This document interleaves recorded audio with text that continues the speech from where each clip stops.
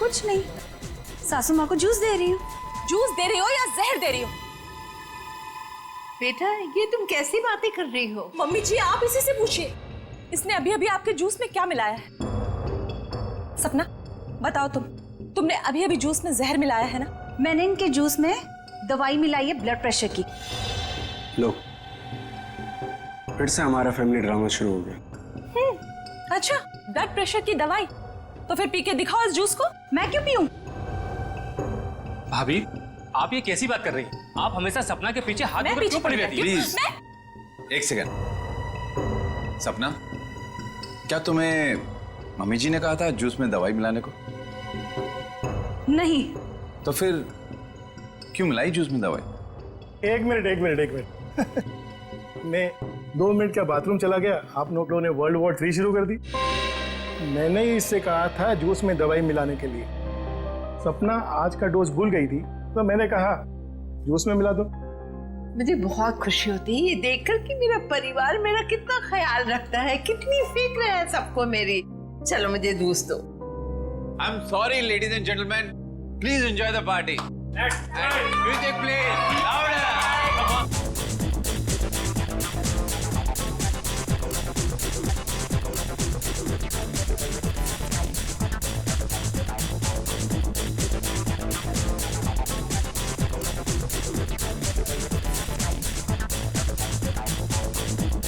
नमस्ते। नमस्ते। मैं कैसे हैं आप? प्रतीक जी मैं बिल्कुल ठीक हूँ, आप कैसे हैं? बस मैं ठीक हूँ। आप कुछ ले नहीं रहे हैं? मैं आपके खाने के लिए कुछ मंगाती हूँ। सरोज। नहीं, आप तकलीफ मत लीजिए, मैं खुद जाकर ले लूंगा। Sure. Yeah it's okay fine.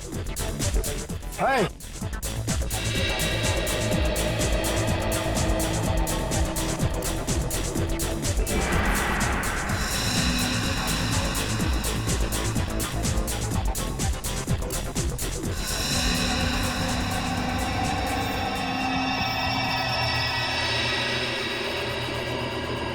आनंद।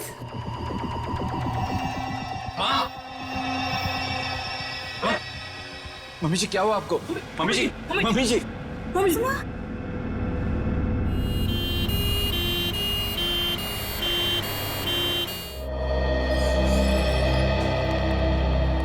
आइए सर, नमस्ते। मेरा नाम अहम है सर, मैंने आप लोगों को फोन किया था। अच्छा, अब कैसी है तुम्हारी मम्मी? डॉक्टर से इलाज कर रहे हैं सर, पता नहीं क्या होगा। घबराओ नहीं, सब ठीक हो जाएगा। जिस किसी ने मेरी माँ को मारने की कोशिश की है ना, उसको आप छोड़ना मत। एक बात बताओ अहम, क्या तुम्हें किसी पर शक है? मेरा मतलब है कौन कर सकता है ये तुम्हारी मम्मी के साथ? मुझे तो सभी पर शक है सर। अहम, कौन है ये लोग? CID। CID? पर किसने बुलाया इन्हें? मैंने बुलाया। क्यों? आप? जी मैं विकास, अहम का बड़ा भाई। क्योंकि आप में से किसी ने ही मम्मी की जान लेने की कोशिश की है। What nonsense! तुम अपने घर वालों पर शक कर रहे हो?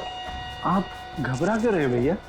कहीं आपको ये तो डर नहीं कि सपना भाभी की पोल खुल जाएगी? सर, पार्टी में मैं बताता हूँ क्या हुआ।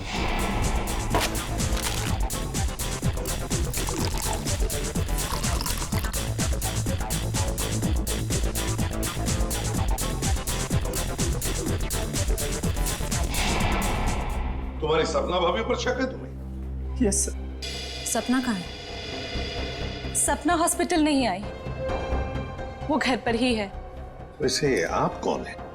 जी मैं काव्या। हमारी भाभी है सर। सर, अहम बच्चा है, ये आप लोगों को बहका रहा है सर। विकास जी, हम CID वालों को कोई बहका नहीं सकता, समझे? कहाँ है आपकी मम्मी? मम्मी ऊपर ICU वार्ड में है।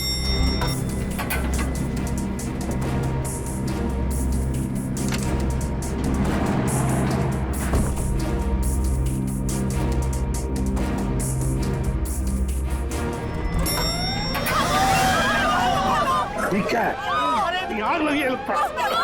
तो लोगों को बाहर निकल, जल्दी जल्दी। आइए। उतर नहीं, इधर आइए प्लीज, आप लोग इधर आइए। जल्दी चलो। चलिए फ्लोर का, जल्दी आइए। नहीं आप लोग इधर से आप लोग इधर से। जल्दी चलो। चलिए फ्लोर खाली है, चलिए जल्दी आइए। नहीं आप लोग सीधे से जाइए। संभाल के जाइए। आइए ध्यान से।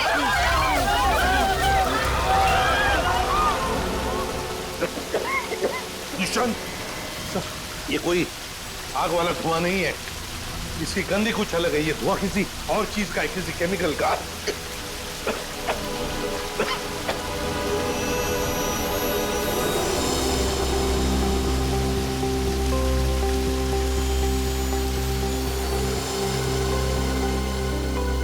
सर, हाँ? आपका अंदाजा सही था। ये देखिए, smoke bomb. My God, sir कहीं ये स्मोक बॉम्ब फायर अलार्म बजाने के लिए तो नहीं डाला गया था? आश्रय, फायर अलार्म बजाने के लिए ही स्मोक बॉम्ब लगाया गया था। मालिनी का कमरा ढूंढो जल्दी।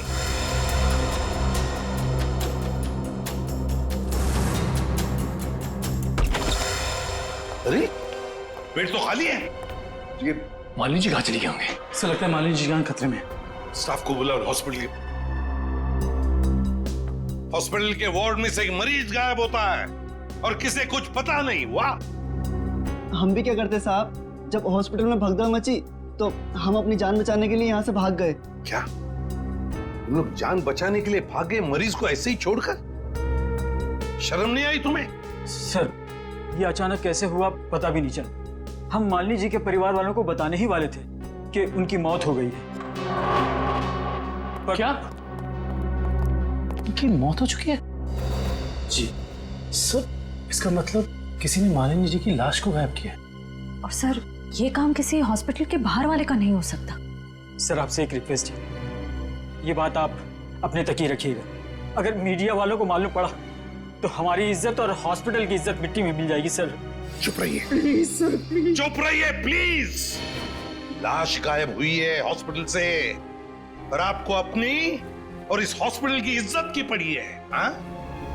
एक बात ध्यान से सुन लो, तुम्हारे इस हॉस्पिटल का एक एक दरवाजा, एक एक खिड़की अभी इसी वक्त बंद चाहिए। मुझे एक चिड़िया तक बाहर नहीं जानी चाहिए, समझे? जी सर, सुना तुमने? जी। गो इमीडिएट। दुष्यंत, हॉस्पिटल का कोना कोना छान मारो, कहीं तो छुपा के रखी होगी मालिनी की लाश को, कहीं तो। हाँ।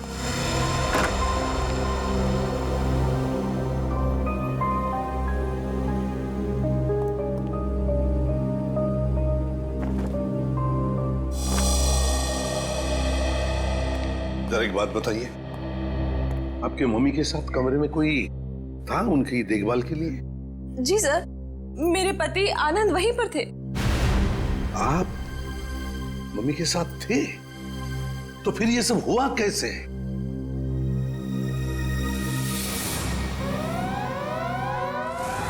जैसे ही फायर अलार्म बजा तो मैं वार्डरूम के बाहर आया, ये देखने के लिए कि क्या मच रहा है। हर तरफ धुआं ही धुआं था। लोग पागलों की तरह यहां वहां भाग रहे थे। धक्का मुक्की में कुछ लोग मुझे मम्मी जी के वार्डरूम से बहुत दूर ले गए। जाकर भी मैं वार्डरूम तक नहीं पहुंच पा रहा था। किसी तरह जब मैं मम्मी जी के वार्डरूम में पहुंचा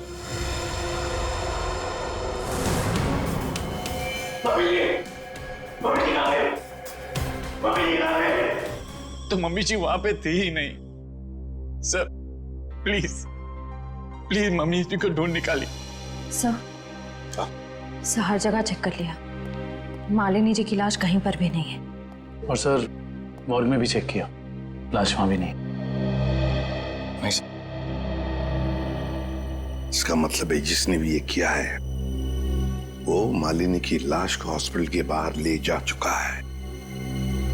काम करते हैं, हॉस्पिटल के गेट पर जो सीसीटीवी कैमरा लगा हुआ है उसका फुटेज चेक करते हैं।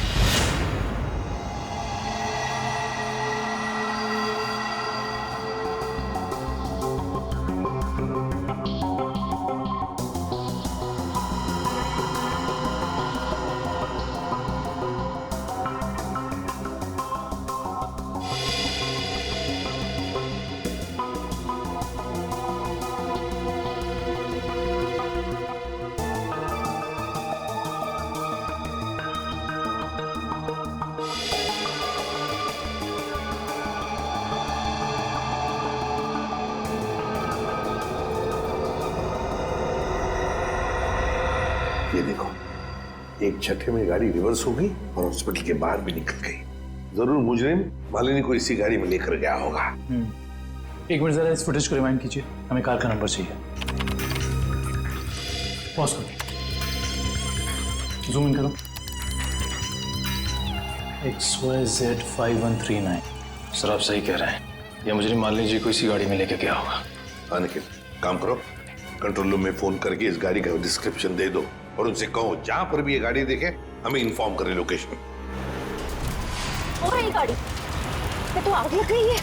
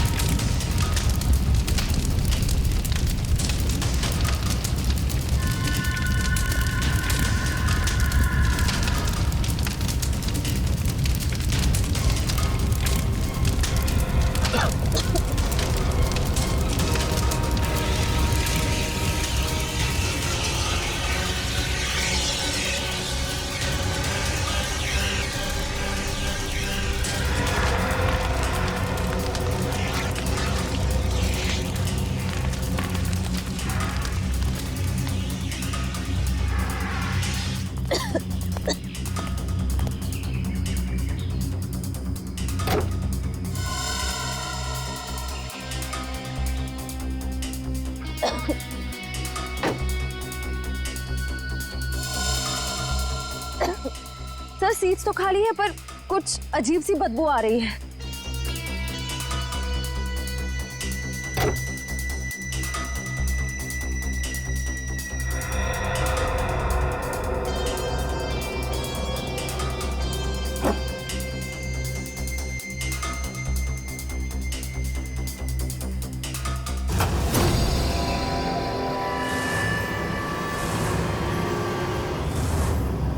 सर ये लाश तो जल चुकी है। शायद सबूत मिटाने के लिए उन्हीं ने मालिनी जी की लाश को जला दिया। आप इतने यकीन से कैसे कह सकते हैं कि ये लाश मेरी माँ की है? इसका चेहरा तो बुरी तरह जल चुका है। देखिए,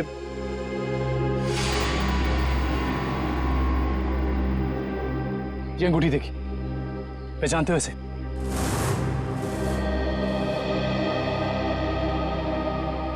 तो मेरी माँ की अंगूठी।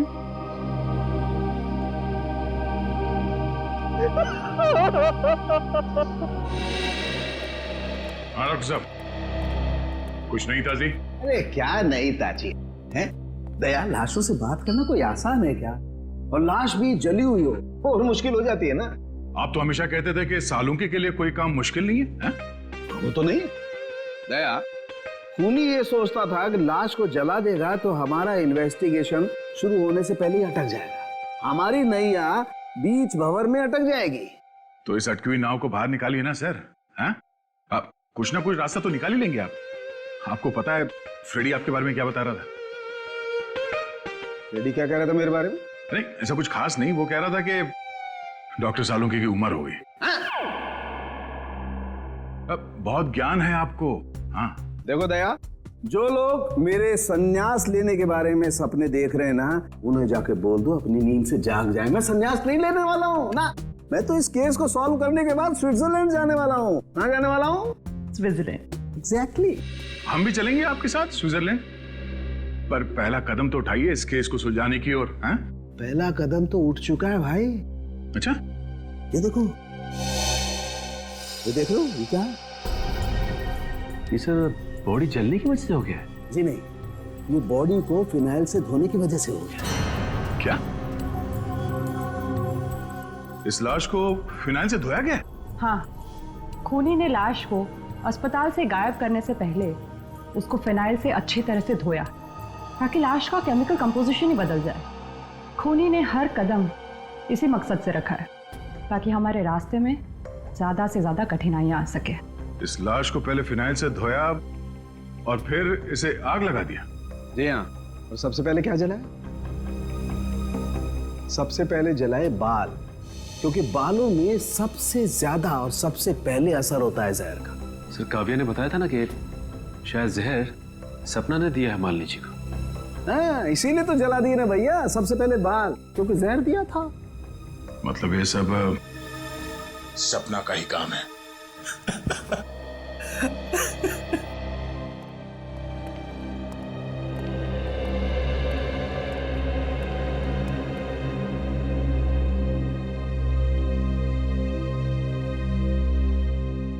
सर आप लोग कुछ पता चला माँ की मौत की वजह क्या थी? जी नहीं, मगर बहुत जल्द पता चल जाएगा। पता तो चल गया है ना सर, सपना ने ही जूस में जहर मिलाया था। बस कीजिए भाभी, इनफ। हर चीज की खाद होती है। डॉक्टर साहब आप बताइए ना इन्हें। देखिए, मैं इनका फैमिली डॉक्टर हूँ। सपना ने जूस में ब्लड प्रेशर की दवाई मिलाई थी, जो मैंने ही उसे कहा था। ओह अच्छा। अच्छा एक बात बताइए, क्या लगता है आप लोगों को कौन कर सकता है ये? कौन मार सकता है आपकी माता जी को? मैं कुछ कहना चाहूँ। आप? जी सर, ये हमारे परिवार के वकील हैं, मिस्टर संजीव। संजीव जी, कहिए संजीव जी, क्या कहना चाहते हैं आप? देखिए सर, मुझे शक तो नहीं है। हाँ, मगर पार्टी के बाद मालिनी जी मेरे साथ एक मीटिंग करना चाहती थी। मालिनी जी आपके साथ मीटिंग करने वाली थी? किस सिलसिले में? अपनी वसीयत बदलने के सिलसिले में। वसीयत बदलना चाहती थी? अच्छा। मीटिंग ही नहीं हो पाई क्योंकि अचानक इनकी तबीयत खराब हो गई। अच्छा संजीव जी, ये बताइए, अभी जो वसीयत है जो मालिनी जी बदलना चाहती थी, क्या है उस वसीयत में? कुछ बता सकते हैं आप? सर, इस वक्त जो वसीयत है उसके हिसाब से आधी जायदाद मिस्टर आनंद के नाम पे है और बाकी बची हुई आधी जायदाद दोनों भाइयों के नाम पे है। वकील साहब ये बताइए कि ये जो नई वसीयत है वो क्या होने वाली थी? सर, यही तो सब डिस्कस होना था, इससे ज्यादा मैं कुछ नहीं जानता। मालिनी जी की अचानक तबीयत बिगड़ गई और मीटिंग हो नहीं पाई। दुष्यंत, पता लगाना पड़ेगा मालिनी जी अगर वसीयत बदलती तो किसका फायदा होने वाला था और किसका नुकसान। अरे आओ आओ भैया, समझो केस सॉल्व हो गया। क्या बात है सर, लगता है लाश से कोई बड़ी जानकारी निकाल ली आपने। रिया जनाब, पार्टी में मालिनी जी के कान से खून बह रहा था ना। हाँ, उसकी वजह पता चल गई आपको? जी हाँ, उसकी वजह थी दया साहब जहर। जहर जिसने ऑरल ट्रैक्ट को यानी कि कान के इस हिस्से को बिल्कुल तबाह कर दिया, बर्बाद कर दिया। देखो, तो जहर की वजह से नस फट गई और कान से खून बहने लगा। और इतना ही नहीं, इनके खून में से हमें बहुत ज्यादा मात्रा में नाइट्रोजन के कंपाउंड्स भी मिले। और तो और इनकी किडनीज में से हमें बढ़ी हुई मात्रा में पोटेशियम और मैग्नीशियम मिला है। और ये सारी चीजें सिर्फ एक ही तरफ इशारा करती हैं, जहर। सर, फिर तो हमें सपना को गिरफ्तार कर लेना चाहिए। नहीं, यहीं पर कहानी में जरा सा ट्विस्ट है भैया। इनको जहर तो जरूर दिया गया था, लेकिन वो स्लो पॉइजन था, धीमा जहर, जो कोई 1.5-2 महीने से लगातार हर रोज इन्हें दिए जा रहा था। इसलिए जूस में तो जहर होने का सवाल ही नहीं होता। और ये जहर किस चीज के जरिए दिया जा रहा था? खाने पीने के साथ? यार दया, ये गुत्थी थोड़ी सी उलझी हुई है। But why fear when Salu case here? तुम चिंता मत करो, इस जहर से भी मैं सच उगलवा के रहूंगा। ठीक है सर, आप इस जहर से सच उगलवाइए, तब तक मालिनी के घर वालों से सच उगलवाते हैं। क्योंकि वो जूस जो सपना ने मालिनी जी को दिया था उसमें जहर नहीं था। मालिनी जी की मौत स्लो पॉइजनिंग से हुई है। स्लो पॉइजनिंग, धीमी धीमे असर करने वाले जहर की वजह से, जो उन्हें 45 दिन तक रोज लगातार दिया गया था। धीमा जहर? मां को मारने की इतनी बड़ी साजिश? जी, और ये साजिश किसी आसपास वाले की है जो उनके खाने के साथ, उनकी दवाइयों के साथ छेड़खानी कर सकता था। सर, चाय लीजिए आप लोग। थैंक यू, आप लीजिए।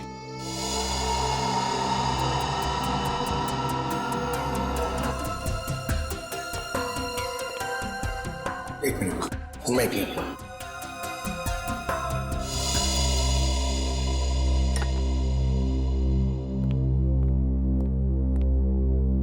एक बात बताइए, मालिनी जी को रोज दवाई कौन देता था? सर उन्हें दवाइयाँ सपना ही दिया करती थी। अच्छा। हाँ, मैं ही उन्हें दवाइयाँ दिया करती थी, पर कभी कभार सासू माँ अपनी दवाइयाँ खुद लिया करती थी, कभी आयुर्वेदिक की तो कभी न्यूरोपैथिक की। तो सपना जी, आपके कहने का मतलब ये है कि जहर शायद मालिनी जी की खुद की ली हुई दवाओं में था? मैं नहीं जानती कि जहर किस चीज में था, मैं तो सिर्फ आपको उनकी आदतों के बारे में बता रही हूँ। चलो ठीक है, हमें वो दवाइयाँ देखनी है। चलिए सर, मैं आपको माँ का कमरा दिखाता हूँ। चलिए।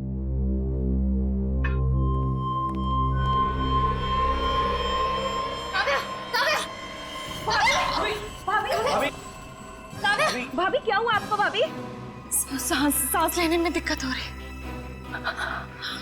सुरेश पानी लाओ। अरे पानी लाओ।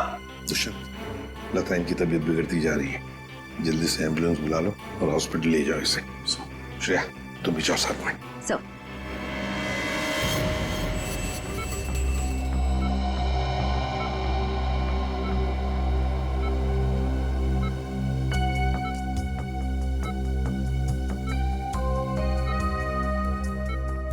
जी डॉक्टर साहब, कैसी तबीयत है काव्या की और हुआ क्या है इन्हें? फिलहाल तो हम इनके बेहोशी की वजह समझने की कोशिश कर रहे हैं, बट डोंट वरी, खतरे का कोई निशान दिखाई नहीं दे रहा। इन्हें जल्दी होश आ जाना चाहिए। Thank God. वैसे भी सासू माँ के मौत के सदमे के बाद हम उभर नहीं पाए। कम से कम काव्या भाभी को कुछ नहीं होना चाहिए। डॉक्टर साहब, इन्हें जैसे ही होश है हमें बता दीजिएगा। या श्योर। Thank you.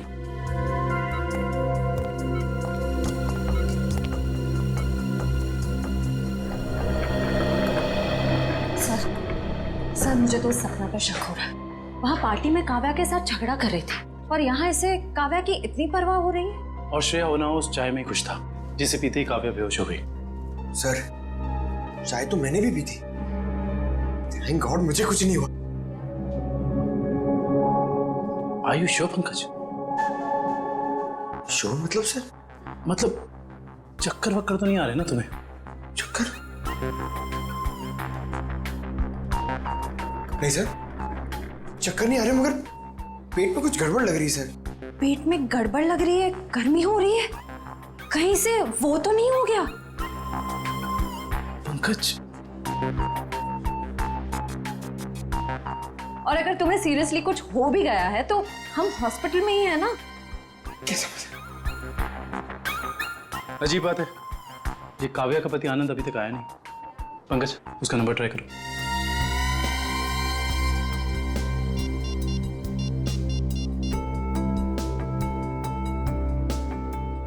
सर उसका फोन बंद आ रहा है। सर कहीं आनंद ने तो काव्या को चाय में जहर नहीं पिला दी? हो सकता है पंकज। सर अगर चाय में जहर था तो हो सकता है कि नौकर भी शामिल हो। सर, क्या कहा डॉक्टर ने? क्या हुआ काव्या को? सर डॉक्टर के मुताबिक काव्या की चाय में जहर था और पंकज रिपोर्ट से ब्यूरो गया है। काव्या की चाय में जहर था? सुरेश,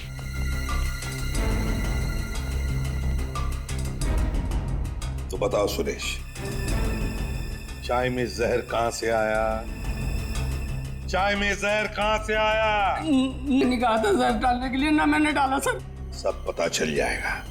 एक बात बताओ, जब तुम चाय लेकर आए थे तो चाय कहीं पर रख दी थी और कुछ दूसरे काम के लिए गए थे? हाँ साहब, याद आया।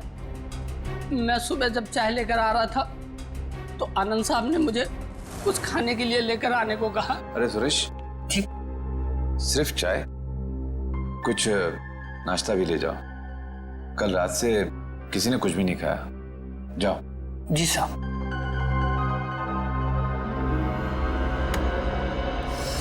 आनंद कहाँ है? सर ये अपने रूम में सो रहे हैं।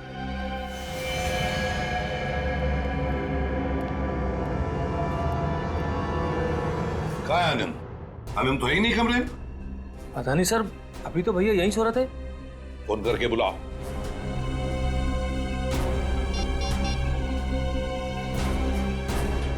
सर घंटी जा रही, भैया फोन नहीं उठा रहे। घंटी बज रही है पर भैया फोन नहीं उठा रहे हैं। सर जब सुरेश चाय लेके आया था सर बिस्किट तो था ही नहीं। और तो और सर, जब चाय आई तो वहाँ पे आनंद भी नहीं था, तो आनंद को पता कैसे चला कि कौन सा कप किसके हिस्से में जाने वाला है? हाँ वाकई आनंद तो वहां था ही नहीं चाय पीने के लिए। जब ये सुरेश सबके लिए चाय लेकर आया था तो सारे के सारे चाय के कप एक जैसे ही थे। उसमें एक मग था, मग बड़ा सा, जो काव्या ने उठाया था। तो हो सकता है वो काव्या का खास मग हो जिसमें वो हर बार चाय या कॉफी पीती हो। हाँ सर। और ये बात आनंद को मालूम थी। हेलो एसीपी साहब, मैं डॉक्टर सुमित। हाँ डॉक्टर सुमित, बोलिए। एसीपी साहब, आप जल्दी चले जाइएगा, मुझे आपको कुछ जरूरी बात बतानी है। क्या हुआ डॉक्टर सुमित? ये काव्या तो ठीक है ना? हाँ वो ठीक है, मैं आपको फोन पे नहीं बता सकता। आप यहाँ जल्दी चले जाइएगा। हेलो, लगता है बहुत बड़ी गड़बड़ हुई है हॉस्पिटल में। Let's go. लिस्ट बना के दोबारा से डिटेल मुझे दे देना, ठीक है? बाकी सब मैं देख लूंगी। डॉक्टर सुमित कहाँ मिलेंगे? सर, उन्हें तो आईसीयू में भर्ती किया है। डॉक्टर सुमित को आईसीयू में भर्ती किया है? क्यों? सर, एक बहुत बड़ा हादसा हो गया। डॉक्टर सुमित अपने कैबिन में खून में लथपथ मिले सर, और उनके सर पे बहुत गहरी चोट आई है। माय गॉड, क्या मिल सकते हैं उन्हें? फिलहाल तो नहीं सर, वो कोमा में हैं। होश में कब आएंगे नहीं पता। दुष्यंत, जरूर ये वही मुजरिम है जो ये सब कर रहा है। वो अभी भी हॉस्पिटल में ही है, पहले मालिनी के साथ और अब डॉक्टर सुमित के साथ। काव्या सर, कहीं उस मुजरिम का अगला निशाना काव्या तो नहीं? काव्या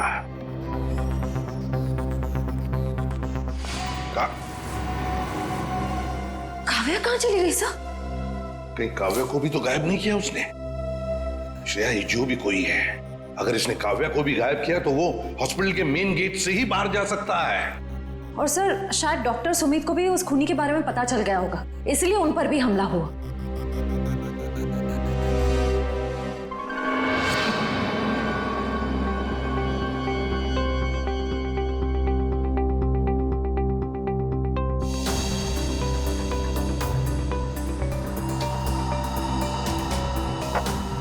निखिल, तो शायद डॉक्टर सुमित यहाँ फोन पर बात कर रहे थे और फिर पीछे से कोई आया और जोर से उनके सर पर वार किया और वो यहाँ नीचे गिर गए। हाँ साहब, डॉक्टर साहब के सिर के पीछे चोट आई है। अच्छा, हादसे के बाद डॉक्टर सुमित के केबिन में कितने लोग आए थे? सब 4-5 जन आए थे उनको आईसीयू में ले जाने के लिए। सर, आनंद का अभी तक कुछ पता नहीं चला है। कहीं इस सब के पीछे उसी का हाथ तो नहीं? ये आनंद ही कुछ गड़बड़ है, कुछ ना कुछ तो गड़बड़ जरूर है इस आनंद में। आइए सपना जी, आइए।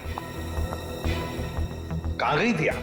वो मैं काव्या की रिपोर्ट्स लेने गई थी गैस्ट्रोलॉजिस्ट डिपार्टमेंट के पास। क्या हुआ? वहां से एक रिपोर्ट लाने में इतना वक्त? लाइन बहुत लंबी थी, मगर क्यों? क्या बात है? काव्या कहाँ है? काव्या गायब है, समझिए आप? क्या? सर ये ब्लड सैंपल्स तो ले लिए, लेकिन सर क्योंकि बाकी लोग डॉक्टर साहब के कैबिन के अंदर चले गए थे, इसलिए सारे जरूरी सबूत मिट गए। और यहाँ पे काव्या गायब है ना दुष्यंत? ये किसी एक आदमी का काम नहीं, ये जो भी कर रहा है ना उसका कोई साथी है। एक इनके परिवार में से कोई और दूसरा इस हॉस्पिटल में से कोई।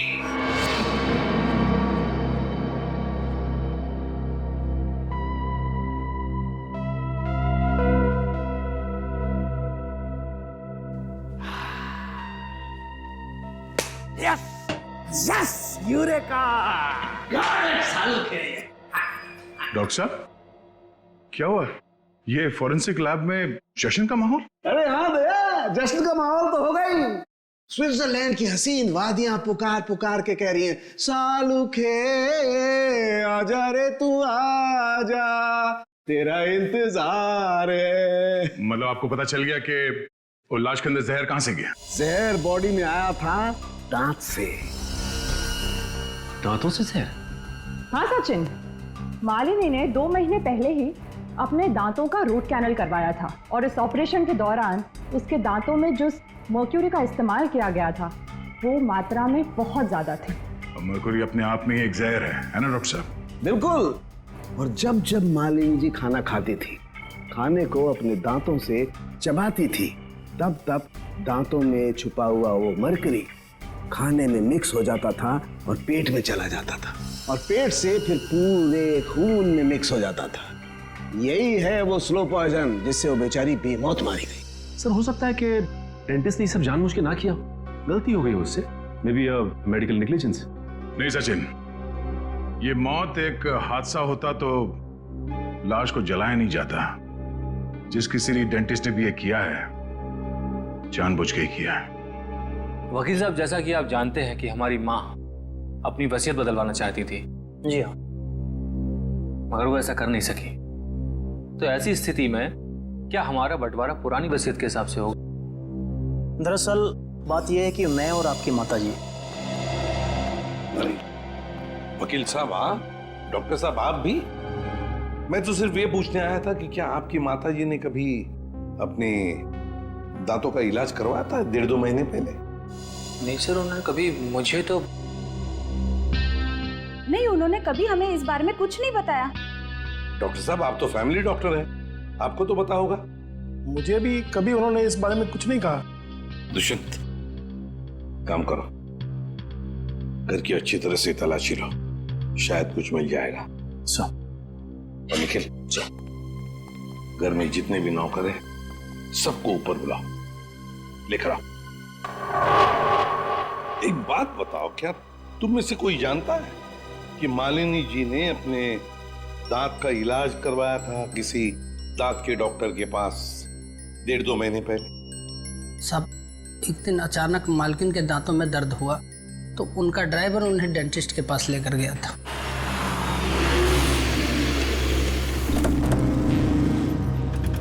सर यहीं पे छोड़ा था हमने उन्हें। उसके बाद किधर गई वो तो मालूम नहीं मुझे। ठीक है, आसपास जितने भी डेंटिस्ट है ना, सब चेक कर लेते हैं। तुम लोग उधर देखो।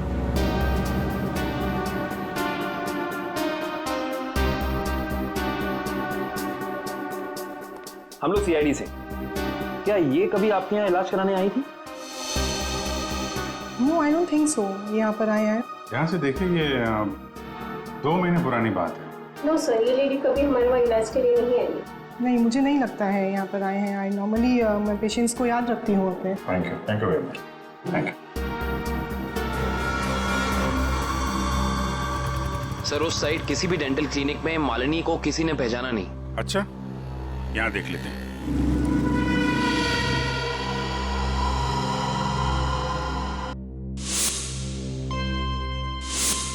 सीआईडी वाले आ गए। तुम्हें मालूम है ना तुम्हें क्या करना चाहिए?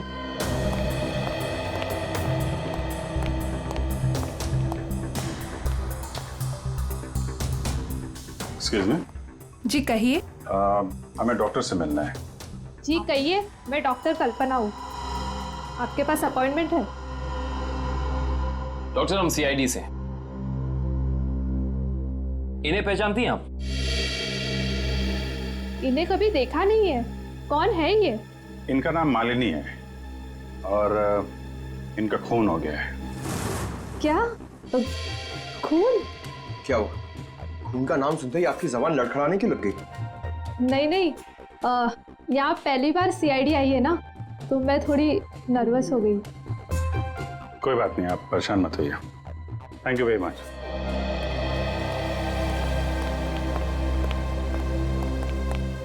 अरे सर, आप लोग अभी तो आए, इतनी जल्दी जा रहे हैं? डॉक्टर प्रतीक ने ठीक से इलाज नहीं किया क्या? डॉक्टर प्रतीक? यहाँ तो कोई लेडी डॉक्टर है ना? No no, no lady, no lady, only gents, only gents. Doctor Prateek. अच्छा अच्छा।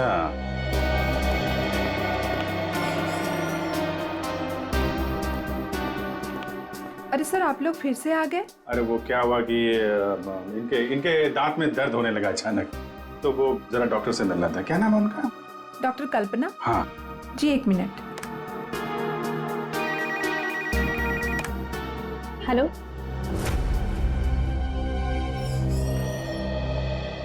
क्या हुआ सर? मेरे दांत में बहुत दर्द है, मगर मुझे एक जेंट्स डॉक्टर चाहिए। लेडीज डॉक्टर में वो शर्म आती है। नहीं नहीं, या तो मैं ही हूँ। लेकिन दीवार पे तो डॉक्टर प्रतीक का सर्टिफिकेट लटका हुआ है। ये नाम तो किसी लेडी का नहीं हो सकता ना? चेक कर लेते हैं एक बार। देखिए सर कहाँ जा रहे हो आप? डॉक्टर प्रतीक। डॉक्टर प्रतीक,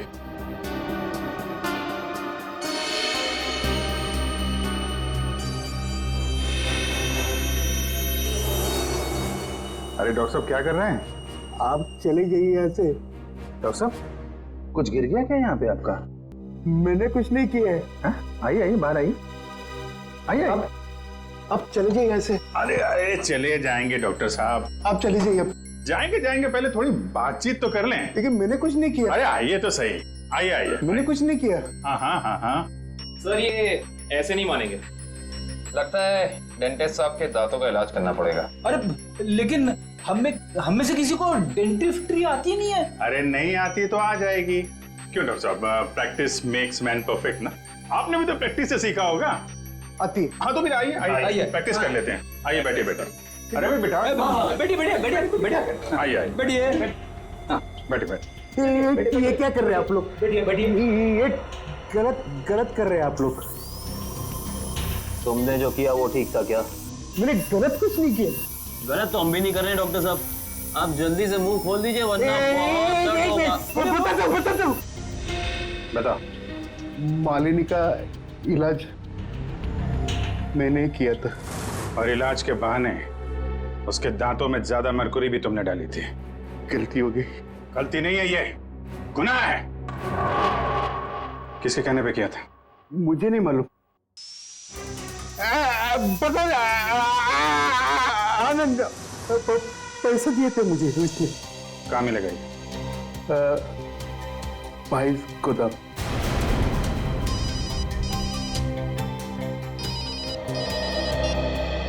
हाँ डॉक्टर सालुंके,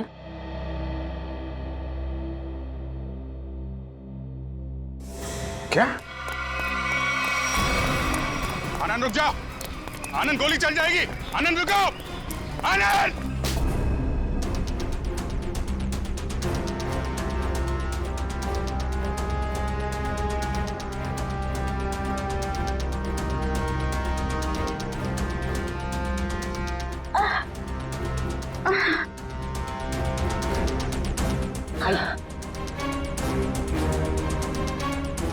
चलो।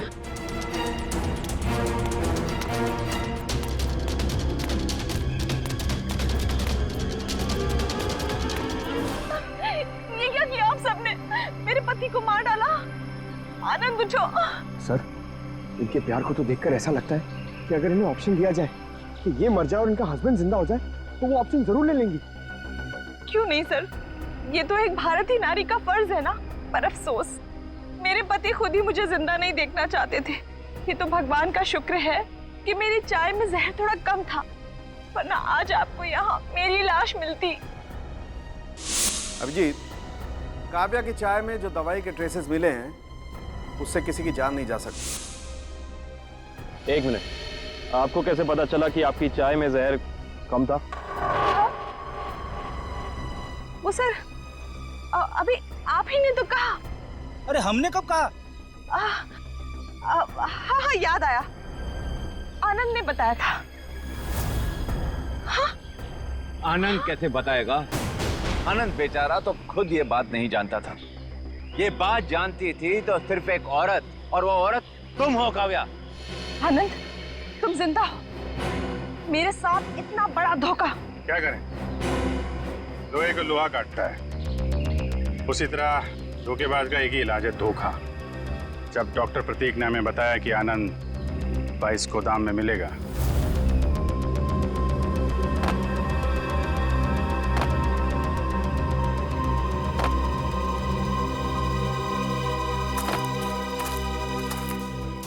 तो हमने यहाँ पहुंचकर देखा कि वो बेचारा बंधा पड़ा है। उसके हाथ पांव खोले तो उसने अपनी आप बीती सुनाई।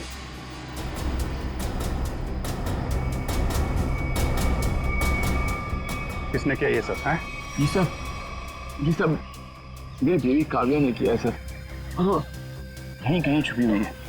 बस फिर क्या, हमने आनंद के साथ एक छोटा सा खेल खेल लिया, तुम्हारा असली रंग सामने लाने के लिए।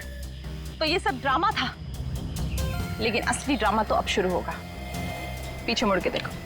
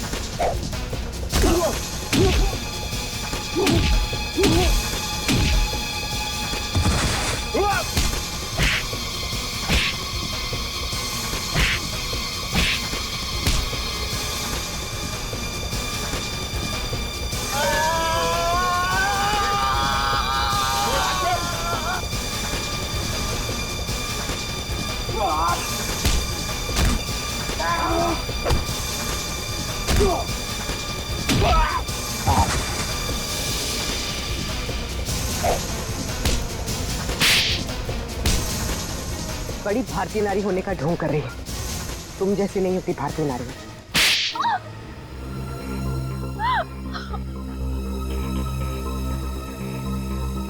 सासू माँ ने आधी जायदाद आनंद के नाम कर दी थी, और आनंद अपने भाइयों से बहुत प्यार करता था, तो वो अपनी जायदाद का हिस्सा भी अपने भाइयों को देना चाहता था। और ये बात आपको बहुत खटकती थी, क्यों? मुझे पता था सर, मुझे पता था कि वो सासू माँ पे दबाव डालेगा वसीयत बदलने के लिए। इसलिए तुमने उन्हें डॉक्टर प्रतीक के पास भेजा, उनकी दांत की तकलीफ का फायदा उठाकर, ताकि इससे पहले कि वो अपनी वसीयत बदले उनकी मौत हो जाए। हाँ सर, और मैंने प्रतीक से कहा अगर वो पकड़ा जाए तो मेरा नहीं आनंद का नाम ले, ताकि आपके सास यानी मालिनी जी के खून के जुर्म में आनंद यानी आपका पति फंस जाए, जिससे 25 करोड़ की आधी जायदाद आपकी हो जाए। हॉस्पिटल में डॉक्टर सुमित तुम्हारी सच्चाई जान गए थे, इसलिए उन पे भी हमला किया तुमने। मैं क्या करती सर, उसने मुझे फोन पे बात करते हुए सुन लिया था। अब बारी है खेल के दूसरे पड़ाव की, जिसमें हम दुनिया को ये दिखाएंगे कि मेरे पति परमेश्वर यानी कि मिस्टर आनंद कुमार ने अपनी ही पत्नी को अगवा कर लिया। तो डॉक्टर सुमित को कोमा में पहुंचा दिया, अपने पति की किडनैपिंग की और मालिनी जी का खून कर दिया। दौलत की भूख मिटाने के लिए इतने सारे जुर्म किए तुमने, लेकिन सजा सिर्फ एक ही मिलेगी, फांसी।